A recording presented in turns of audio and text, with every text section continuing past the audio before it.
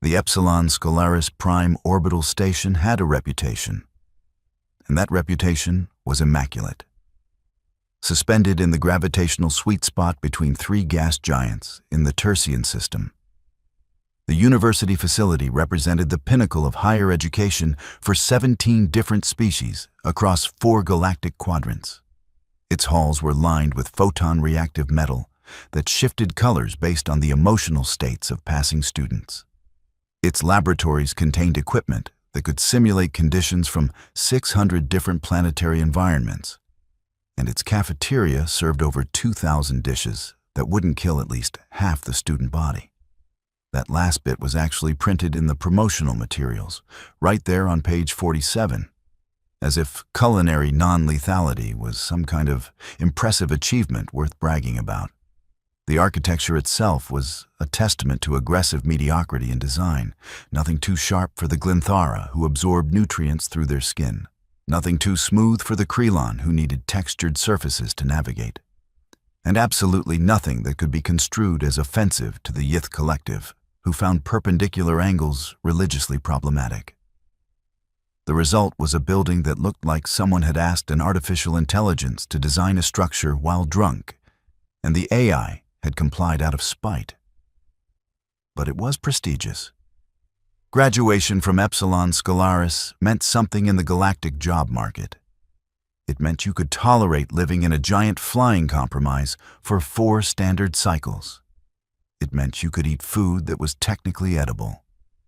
It meant you could attend lectures where the professor might be a sentient gas cloud or a hive mind fungus or, on particularly unfortunate days, a Velcrin who communicated through interpretive bioluminescent flashing and thought anyone who needed actual words was intellectually inferior.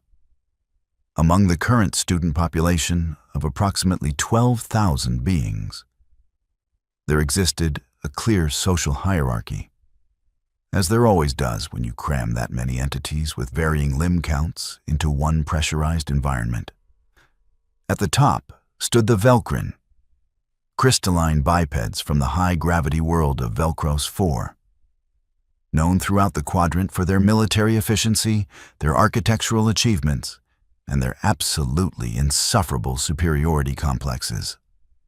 They stood roughly 2.3 meters tall, their bodies composed of a silicon-based crystalline structure that refracted light in ways that made them appear perpetually dramatic. Each Velcrin featured unique geometric patterns in their transparent forms, like someone had trapped a prism inside a muscular humanoid shape and given it the personality of a bouncer who takes his job way too seriously. The Velcrin dominated the station's combat sports leagues, held most positions in student government, and had cornered the market on looking intimidating while doing absolutely mundane activities. Watching a Velcrin use the water fountain was like watching a diamond-encrusted warrior prepare for battle.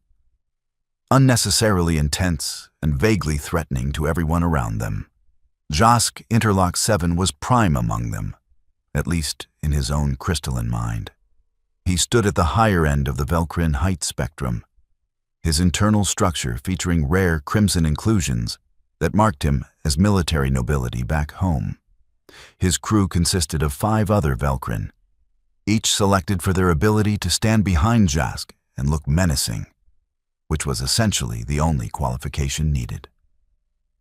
They'd spent the better part of 3 semesters establishing dominance over various other species, never quite crossing the line into expellable behavior, but dancing on that line with the confidence of someone whose family donates to the university's expansion fund.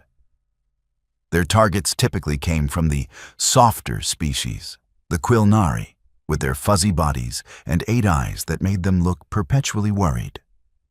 The Thesic, with their gaseous lower halves that made them easy to literally blow around, the Pondrin, who communicated through color changes and could be made to flash embarrassing hues with minimal effort. It was all very sophisticated bullying, the kind that relied on physical presence and social pressure rather than actual violence. The kind that university administrators could pretend not to notice because no one was technically bleeding. and several species didn't even have blood to bleed in the first place. Then came the human. Rico Hayes arrived at Epsilon Scalaris Prime on a Tuesday, which was unfortunate because the Velcrin always got aggressive on Tuesdays. Something about the station's light cycle on that particular day reminded them of their conquest celebrations back home. Rico emerged from the transport shuttle looking like someone had assembled a person from spare parts without checking if all the pieces came from the same kit. Average height by most species standards, about 1.75 meters. With a build that registered as not particularly impressive to anyone who bothered to look. Dark hair pulled back in a practical style. Skin that showed the kind of tan that came from actual sunlight rather than UV simulation pods. And eyes that held the vaguely amused expression of someone watching a situation unfold that they found more entertaining than concerning. The human wore the standard student uniform, adaptive fabric that adjusted to different body chemistries, but somehow made it look like they just rolled out of bed and couldn't be bothered to care about appearances. A data pad hung from one hip, a portable atmospheric analyzer from the other, because apparently humans needed to constantly check if the air would kill them, which was adorable in a pathetic sort of way. Earth, as it happened, was not on most species' radar for recruitment. The planet had been cataloged exactly once by a galactic survey team, 70 standard, years prior, and the report had been filed under probably not worth the effort in the archives. The survey team had spent approximately 14 minutes on the surface before their equipment started malfunctioning due to the excessive oxygen content, the terrifying gravity, and the immediate presence of what they classified as unreasonably aggressive local fauna. The final report consisted of a single line. Everything here is trying to kill everything else, including the plants. Earth received a classification level 9 Deathworld rating, which was a polite way of saying any sane species should avoid this place unless they've lost a bet or are conducting a sociological experiment on suffering. The planet didn't make it into general educational databases because who needs to teach students about a world where the dominant species evolved by being chased by things with big teeth and decided the best response was to chase those things right back? So when Rico Hayes' application arrived at Epsilon Scalaris Prime, the admissions committee saw Earth and thought it was probably some minor colony world. They saw acceptable test scores, a compelling essay about wanting to study xenobiology, and a recommendation letter from a professor of exoanthropology that praised the applicant's unique perspective on survival adaptations. They didn't see the warnings because they didn't look deep enough into the database. They didn't see the classification because it wasn't in the quick reference guide. They just saw another student from a species they'd never heard of, which described about 60% of their applicant pool anyway. The first encounter happened in Transit Hall 7, a long corridor connecting the dormitory sections to the academic wings. The hall featured the station's characteristic color-shifting walls, currently displaying a peaceful blue that indicated low stress levels among passers-by. Rico was walking to an introductory xenobiology lecture, datapad in hand, reviewing notes on Krelvin circulatory systems, when Josk and his crew materialized from a side corridor with the casual menace of people who know exactly how intimidating they look and have practiced their entrance angles. "New arrival," Josk announced, his voice carrying that crystalline resonance that made everything sound like a pronouncement from on high. "You stand in the path of Velcrin." Rico looked up from the datapad, glanced at the 6 crystalline figures blocking the corridor, and displayed the kind of expression usually reserved for finding mildly inconvenient traffic. "The path is 8 meters wide." This was not the response Josk had expected. Most species, upon being confronted by 6 Velcrin in formation, typically displayed some combination of fear, submission, or elaborate apologizing. This strange, soft-bodied creature just looked tired. You will show respect, Jask continued, stepping forward. His internal structure caught the corridor lighting and scattered it into threatening rainbow patterns. You will acknowledge dominance. I'll acknowledge that you're standing between me and a lecture on xenobiology that starts in 9 minutes, Rico replied, still holding the datapad. Does that count?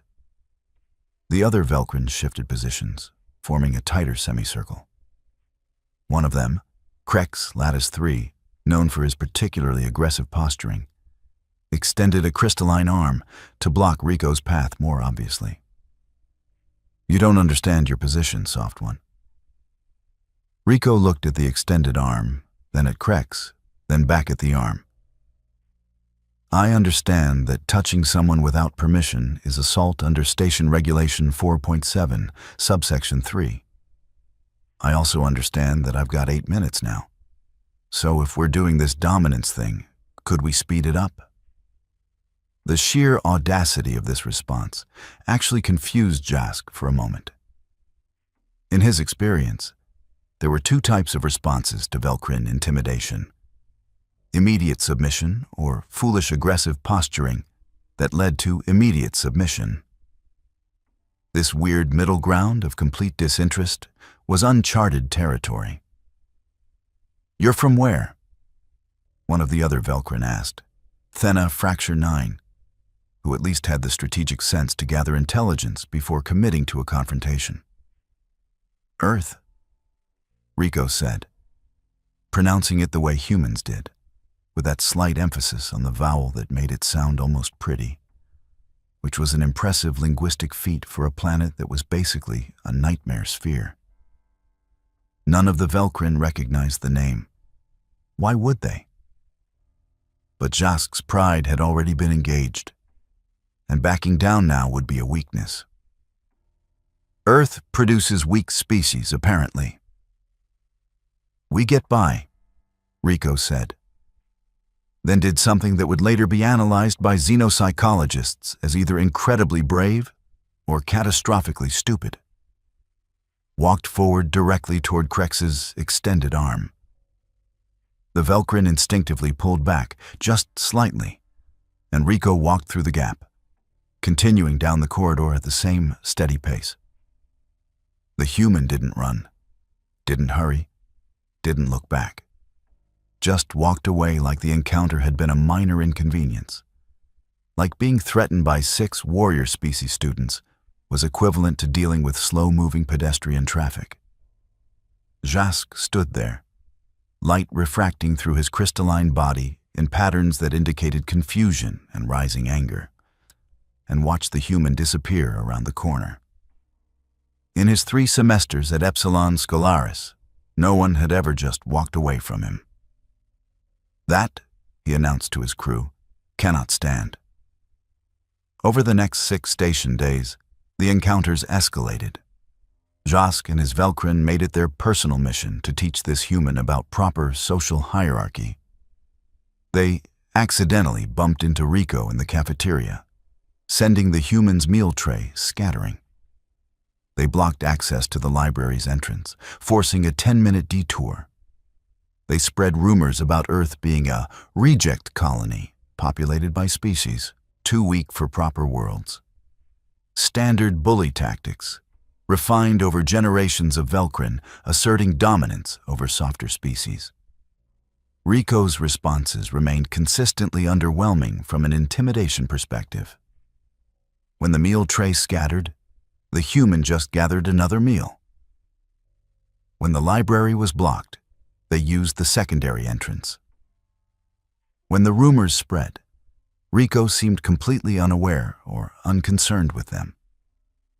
It was like trying to intimidate a rock.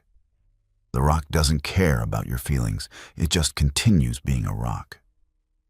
This infuriated Jask more than any aggressive response could have. Anger he could work with, fear he could exploit. But this complete indifference to his existence? This was intolerable. The creature mocks us with its apathy. Jask declared during a strategy session in the Velcrin common area, A space they'd decorated with sharp geometric patterns and harsh lighting that made everyone look like they were perpetually plotting something.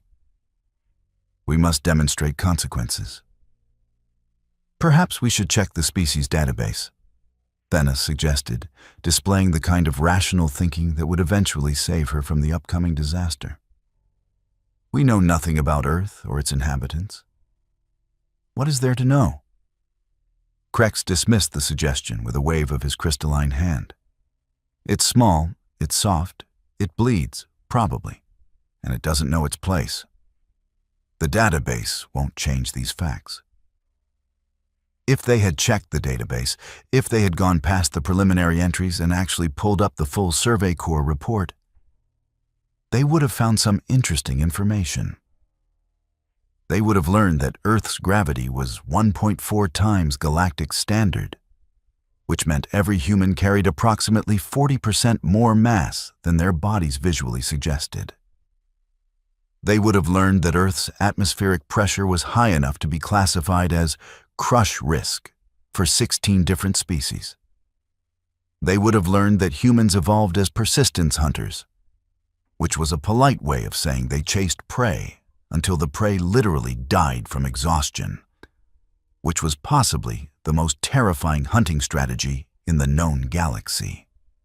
They would have learned that Earth was home to creatures called bears and sharks and crocodiles and hippos and cassowaries and something called box jellyfish that could kill you by brushing against your skin, and that humans had looked at all these nightmare creatures and decided to make some of them into pets and entertainment. They would have learned that human children played something called contact sports for fun, where the objective was literally to crash into each other at high speeds, and this was considered wholesome entertainment. They would have learned that humans had a stress response system that literally flooded their bodies with combat drugs, adrenaline, cortisol, endorphins, that increased strength, dulled pain, and sharpened reflexes, essentially turning every human into a temporary berserker when threatened. But they didn't check, because Jask was proud and his crew followed his lead, and pride plus ignorance has historically been the recipe for spectacular mistakes across every known species in the galaxy. The planned confrontation was set for Recreation Bay 4, a multi-purpose space used for combat sports, physical training, and occasionally hosting events where different species could demonstrate their cultural practices without violating each other's taboos. The bay was isolated enough that no one would accidentally wander in, large enough to accommodate 6 Velcrin, and equipped with automated medical response systems because the university's insurance providers had insisted on them after the Krelvin juggling incident of 3 semesters ago. Jask and his crew cornered Rico entering the bay during evening hours. The human had apparently been using the space for personal exercise, which made sense because their species file, the brief one that the university had, mentioned something about humans needing regular physical activity to maintain health, which was weird, but whatever. Rico walked in wearing what appeared to be exercise clothing, carrying a water container, looking exactly as unconcerned as always. The human noticed the 6 Velcrin standing in formation near the center of the bay, and stopped, setting down the water container with careful deliberation. "Let me guess," Rico said, voice carrying that same tired quality from their first encounter. "This is where you teach me about respect and hierarchy, and how I should be more afraid of large crystalline beings?" "You learn quickly," Jask said, stepping forward. His internal structure was deliberately refracting the bay's lighting in aggressive patterns, reds and sharp whites that signaled combat readiness in Velcrin culture. But learning comes too late now. You will understand your place through physical correction. Physical correction, Rico repeated slowly, as if testing how the words tasted. "You mean you're going to try to beat me up because I walked through a hallway and didn't treat you like you were special? You disrespected Velcrin honor. Krex added, moving to flank the human. The other 4 Velcrin were spreading out, forming a loose circle, cutting off escape routes. There are consequences for such actions. Rico looked at each Velcrin in turn, expressions cycling through several emotions. Annoyance, resignation, something that might have been disappointment, and finally settling on what could only be described as tired acceptance. You really didn't check what kind of world I'm from, did you? It doesn't matter where you're from, Jask declared. You're here now, and here you will learn. Yeah, Rico said quietly, rolling shoulders in a way that somehow made the human's already unimpressive frame look even smaller. That's what I was afraid of. Then several things happened very quickly. Krex moved first, lunging forward with the kind of telegraphed attack that worked great on species who froze when scared. His crystalline fist came forward in an arc designed to connect with Rico's torso, calculated to cause pain without causing damage that would require official reporting. Rico moved, not jumped back, not dodged. Moved, shifted weight, redirected trajectory, and suddenly Krex's momentum was working against him. The Velcrin stumbled past where the human had been standing, and Rico's foot came up in a simple kick that caught Krex's leg at the joint. The crystalline structure of Velcrin bodies was incredibly strong, but it followed physical laws, same as anything else. Force applied at a joint, especially when the joint was weight-bearing and in motion, produced predictable results. Krex went down with a sound like wind chimes being thrown downstairs. The other Velcrin hesitated for exactly 1 second, which was 1 second too long against a species that evolved avoiding things with teeth and claws. Rico moved toward Thena next, not away from the circle but into it, which violated every prey response instinct the Velcrin expected. Thena's defensive posture was textbook Velcrin combat technique. Arms up, core protected, ready to absorb and redirect impact. Rico didn't aim for the protected core. The human dropped low, really low, gravity be damned, and swept Thena's legs. Another Velcrin hit the deck, and this time when they fell, Rico was already moving to the next target. Jask realized, somewhere in his crystalline mind, that this was not going according to plan. He signaled the other 3 to coordinate their attack. Standard pack tactics that the Velcrin had refined over centuries of military tradition. They moved together, synchronized, cutting off angles of escape. Rico didn't try to escape. The human went for the closest Velcrin, Jex Refraction 2, a heavy worlder even by Velcrin standards, and did something that would later be described in the incident reported as inadvisable but effective. Instead of trying to match strength against strength, Rico used Jex's own mass against him, guiding the Velcrin's momentum into a stack of exercise equipment. The crash was spectacular. "Stop moving," Jask commanded, frustrated that this small, soft creature kept being where it wasn't supposed to be. He lunged forward, both arms extended in a grabbing motion designed to immobilize. Rico ducked under the grab, and one of the human's elbows came up hard into what passed for Jask's solar plexus. The crystalline structure transmitted the impact through his entire body. And suddenly Jask understood why his combat instructors back on Velcros 4 had emphasized never underestimating a species just because it looked soft. The human's bones weren't soft. They were dense, reinforced by high gravity and evolutionary pressures that the Velcrin had never faced. Every strike from those small fists and elbows carried weight, real weight, the kind that came from growing up on a world where your skeleton needed to support 40% more mass than was standard. 2 more Velcrin rushed Rico from different angles, trying to use numbers to compensate for the human's unexpected competence. Rico grabbed one, Vress Fragment 11, by the arm, and used the Velcrin's own crystalline structure as a lever, applying pressure at the joint until Vress went down.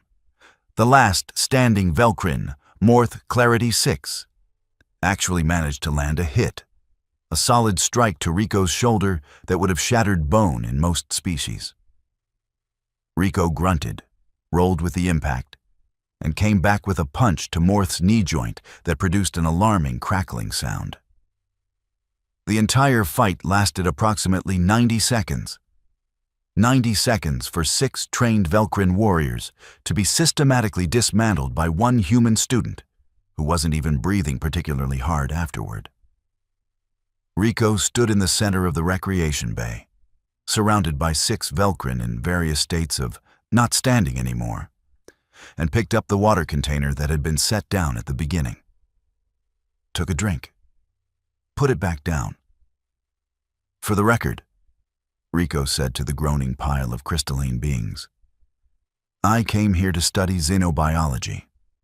I wrote a whole essay about peaceful coexistence and learning from different species.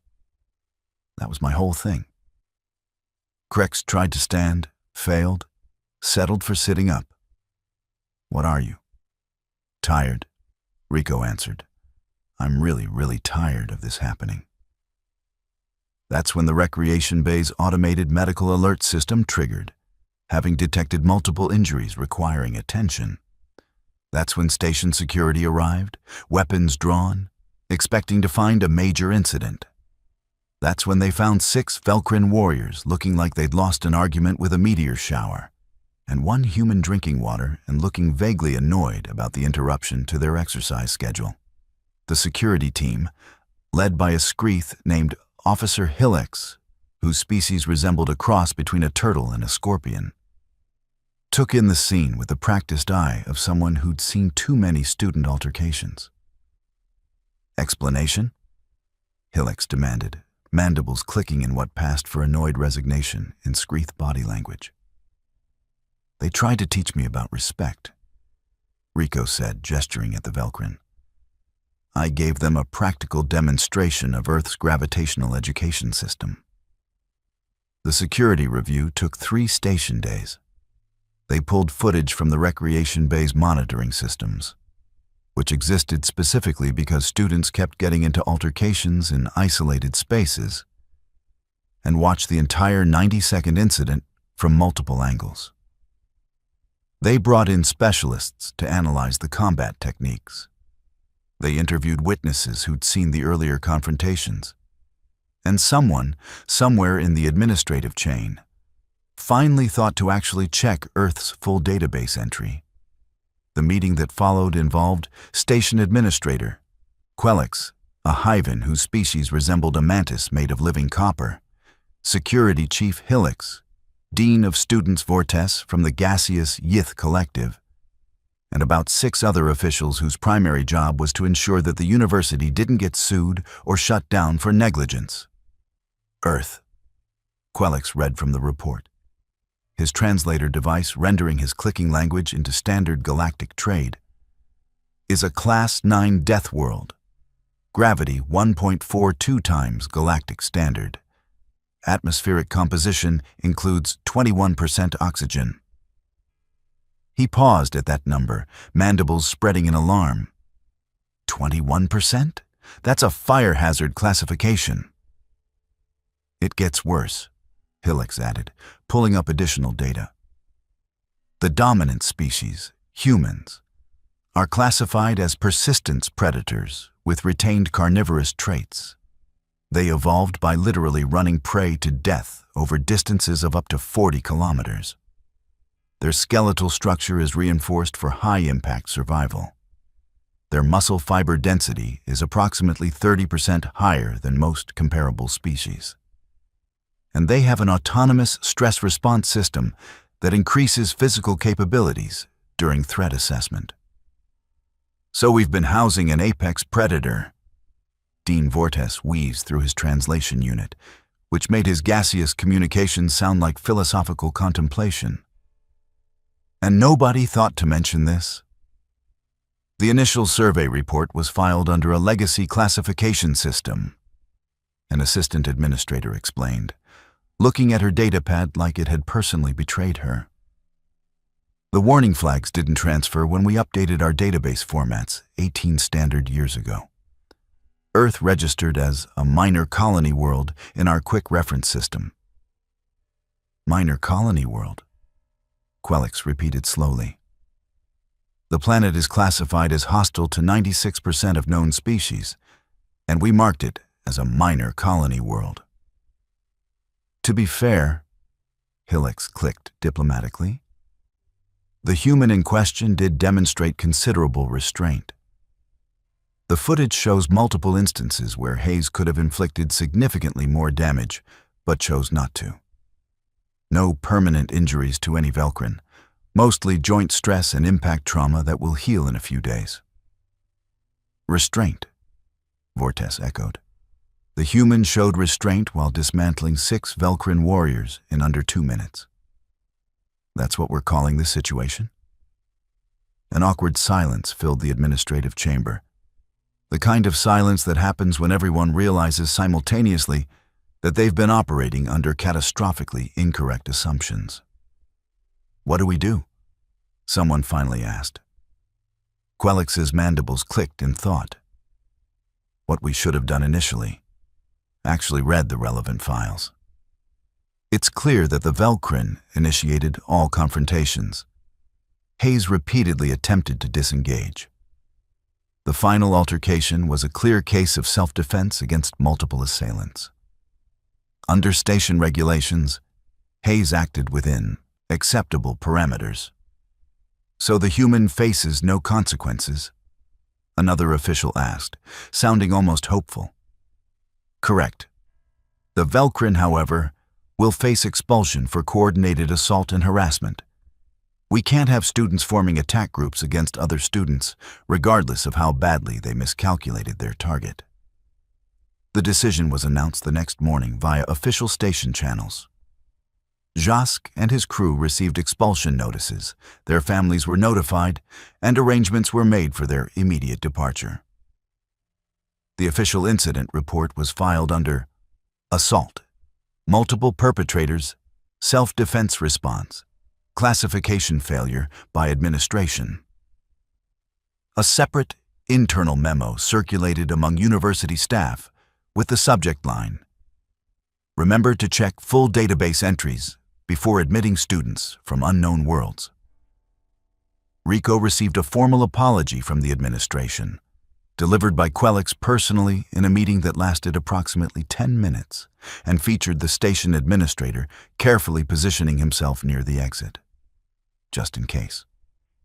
"We apologize for the classification oversight," Quelix said, his translator rendering his clicks into precise, formal language. "We should have properly vetted all potential safety concerns before your arrival."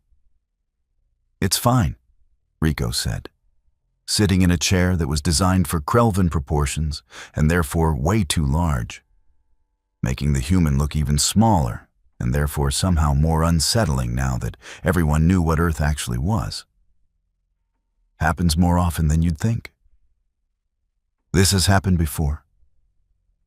I've been to 3 other universities before this one," Rico explained with that same tired patience. 2 trade stations and 1 research facility. Every time, someone decides the human is an easy target. Every time, I end up having this conversation afterward. Quelix's mandibles clicked in what his species equivalent to sympathetic horror. Why continue applying to institutions if this pattern persists? "Because I want to study xenobiology," Rico said simply. "Your university has the best program for comparative evolutionary adaptations. I wrote a whole thesis proposal on predator-prey dynamics in peaceful coexistence. It's kind of ironic now, I guess." "The irony is not lost on us," Quelix assured. "For what it's worth, you're welcome to continue your studies here. We'll be implementing additional protocols to prevent future incidents." "Protocols?" Rico repeated, sounding doubtful. "Like what?" "We're adding Deathworld classifications to all student profiles. It will be visible to anyone who accesses basic information. Consider it a warning label." A warning label, Rico said. Great. That won't make social integration weird at all. But it did help, in its own way. The incident spread through the student population with the speed of scandals everywhere. Embellished, exaggerated, and entertaining. The story of 6 Velcrin warriors getting systematically dismantled by one small human became legend within a week. Details were added that never happened. Some versions claimed Rico had fought 20 Velcrin. Others claimed the human had used exotic earth martial arts techniques with names like karate and jujitsu, and the ancient art of hitting people really hard. The truth was simultaneously less and more impressive than the legends.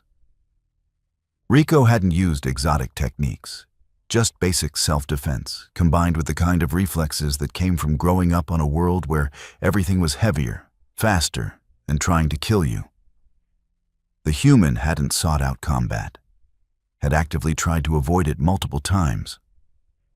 But when cornered, when given no other option, the Deathworld survivor had done what Deathworld survivors do: survived. The response from other students was interesting. The Quilnari, previously frequent targets of Velcrin harassment, started actively seeking Rico out, not to ask for protection, but to express appreciation that someone had finally stood up to the bullies. The Thesic spread a story through their cultural networks about the Quiet Thunder, their poetic name for Rico, which sounded much cooler in their original language. The Krelon, a species that valued direct action and practicality, simply nodded respectfully whenever Rico passed. The remaining Velcrin students at Epsilon Scolaris, those who hadn't been part of Jasque's crew, went through their own interesting adjustment. Some maintained their species' traditional pride and pretended nothing had happened. Others took the lesson to heart and started actually treating smaller species with something approaching respect. A few even approached Rico to apologize for their species' behavior, which the human accepted with the same patient tiredness that characterized all their interactions. Rico's xenobiology classes continued. The human sat in lectures about Krelvin circulatory systems, hive and hive mind coordination, and Yith collective consciousness sharing, taking notes with the same methodical focus as before the incident. The other students gave Rico more space now, not out of fear exactly, but out of a newfound respect for personal boundaries that should have existed from the beginning. Professor Ixlith, a Yith collective educator who taught advanced evolutionary adaptation theory, called on Rico during a lecture about predator evolution. Hayes, your species evolved as hunters, correct? Persistence hunters, yeah, Rico confirmed, looking up from their notes. Can you explain the psychological adaptations required for such a strategy? Most predators rely on speed or strength. Your species evolved to simply continue until prey collapsed? Pretty much, Rico said. We're not the fastest species on Earth. We're not the strongest. But we can keep going when other species physically can't. Our thermoregulation through sweating, our energy-efficient bipedal movement, our ability to carry water and food with us, it all adds up to a species that can just keep chasing until whatever we're chasing literally dies from exhaustion. The classroom went quiet. Several species present were prey evolution, and the casual way Rico described hunting something to death triggered some deep instinctual discomfort. But, Rico continued, that same adaptation is why humans are good at things like long-distance running, endurance sports, and apparently university studies that require sitting through 4-hour lectures without breaks. That got a few clicks of laughter from the Screeth students and some color-shifting amusement from the Quilnari. Ixlith's gaseous form rippled in what his species considered approval. An excellent example of how evolutionary traits can be adapted to peaceful purposes. Your thesis proposal on predator-prey, peaceful coexistence seems particularly relevant to your own experiences. Yeah, Rico agreed. Though I'd prefer if my research stayed theoretical and didn't require additional practical demonstrations. More laughter. The tension eased. Life at Epsilon Scalaris Prime continued, as it always did, with students from dozens of species attempting to coexist in a giant floating compromise station that served food rated as probably non-lethal. Rico's thesis developed over the following semester. The research examined how predator species and prey species could coexist peacefully when environmental pressures were removed. Essentially, what happens when you take creatures designed to eat each other and put them in a safe university environment with academic goals and cafeteria food. The paper drew on examples from Earth, where humans had domesticated dozens of species that were either predators or prey, creating peaceful coexistence through mutual benefit and understanding. It was, unintentionally, the most threatening academic document in the university's history. Reading between the lines, the thesis essentially said, "My species conquered a death world by figuring out how to make everything else work with us, and here's how we did it." The academic committee that reviewed it couldn't decide if it was brilliant or terrifying. They settled on both. The thesis defense was attended by more students than most defenses drew, partially because Rico's reputation had spread throughout the station, and partially because xenobiology majors wanted to see how a predator species analyzed its own evolutionary advantages. Rico presented the research with the same calm, methodical approach that characterized everything the human did.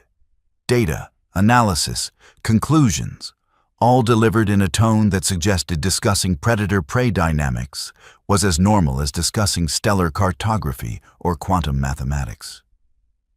During the question period, a Velcrin student, one of the ones who'd apologized earlier, raised a crystalline hand.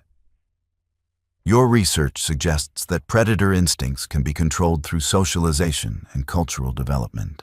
Do you believe this applies to all predator species, or specifically to humans?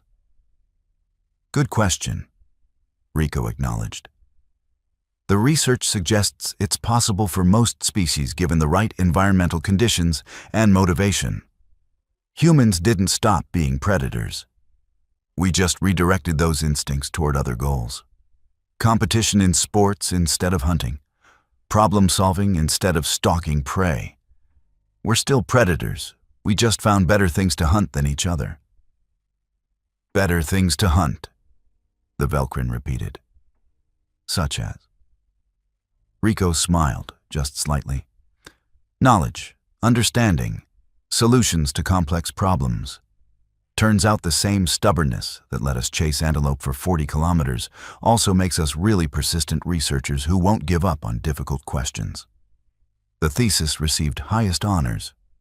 Rico graduated top of the xenobiology class, received multiple job offers from research institutions across 4 quadrants, and politely declined all of them to accept a position back on Earth at the Global Xenobiology Institute, which apparently wanted someone who understood both human and alien perspectives on evolutionary adaptation. The day before departure, Rico ran into Thena Fracture 9 in one of the main corridors. The Velcrin had stayed at the university after Jasque's crew was expelled, had actually apologized personally for the incident, and had gone on to become a vocal advocate for better species integration policies. "Hayes," Thena said, her crystalline structure displaying patterns of respect. "Safe travels." "Thanks," Rico replied. "You too. Good luck with your advocacy work." "Can I ask you something?" Thena said. "That day in the recreation bay, you could have hurt us much worse. Why didn't you?"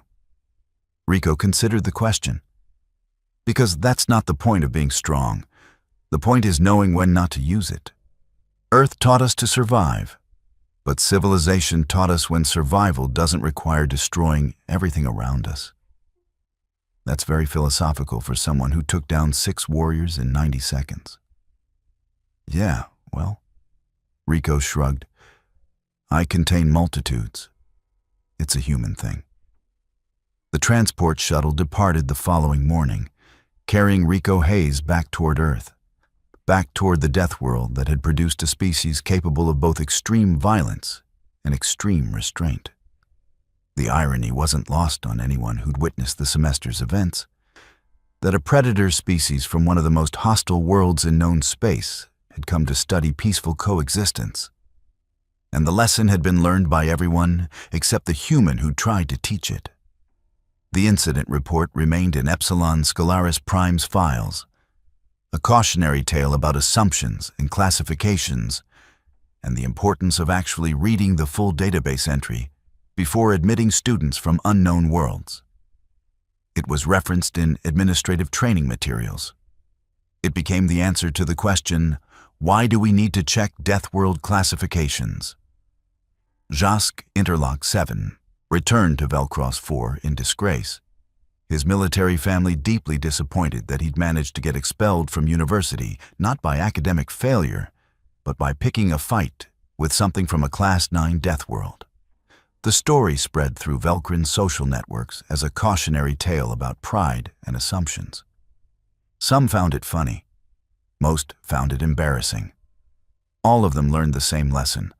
Don't judge a species by its size. Back on Earth, Rico filed reports with the Global Xenobiology Institute about the semester's experiences, the incident with the Velcrin, and the general social dynamics of a multi-species educational facility. The reports were added to humanity's growing database about alien species, filed under interspecies relations and cultural misunderstandings, and why we need to include Deathworld warnings in our university applications. And somewhere in the galactic database, Earth's entry remained unchanged. Class 9 Deathworld, unsuitable for most species, dominated by persistence predators who evolved by being too stubborn to stop chasing things. The warning was there. It had always been there. Someone just needed to actually read it. The moral of the story, if there was one, was simple. Check your sources, read the full reports, and never assume that something small and soft from an unknown world is an acceptable target. Because sometimes that small, soft thing is from a planet where everything is trying to kill everything else. And the species that survived that environment didn't survive by being easy prey. They survived by being the thing that other things learned not to chase. And Rico Hayes, xenobiology graduate and reluctant legend of Epsilon Scalaris Prime, went on to have a perfectly ordinary career studying evolutionary adaptations, publishing research papers, and occasionally telling stories about that one semester where some crystalline jerks learned why you should always check what kind of world someone's from before starting a fight. The galaxy continued spinning. Students continued studying. Bullies continued existing. But at least one university now had a policy requiring Deathworld classification verification, and that was something.